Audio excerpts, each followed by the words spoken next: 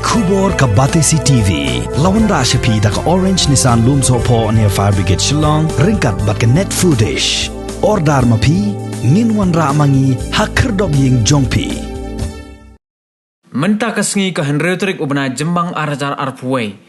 Menteri Rang Bah jong kesorkar jela Konrad Kongkal Sangma ula jurip ya ka oxygen cryogenic plant ha Jingjal ha West Garo Hills District kum shibenta ban penstet ya ka kam lamar ka jingdon kam khore khamtam ha ka ni ka por bak ka jela kala shakta ajor ha ka jingpang COVID-19. Kat kum ka jingong jong Menteri Rang Bah ya ka ni ka Jaka Pynmih oxygen an sedang ban pentreno nado la syai kasngi berhadin bakala trai kam kan sa Pynbiang ya ka jingdon kam oxygen sha kisantli ki district ha Garo Hills bat kum joru ya ka West Khasi Hills. Laban kedau baka sorkar pedeng kalamang henriu tuli ki Jaka Pynmih oxygen ya ka jela Meghalaya. Yeah, we have just visited the site where the oxygen cryogenic plant will come up.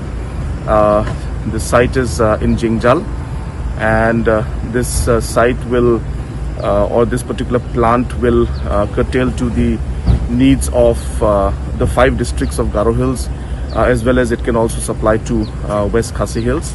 So it's a very strategic location, and the work for this will start from tomorrow itself. The order has been given, and there were some requirements for some road connectivity. So the meeting with PWD, health and other departments also just took place, and we have finalized the entire decision and all the necessary instructions have been made. So we're hopeful that this will come up at the earliest, and work should start in a couple of few days.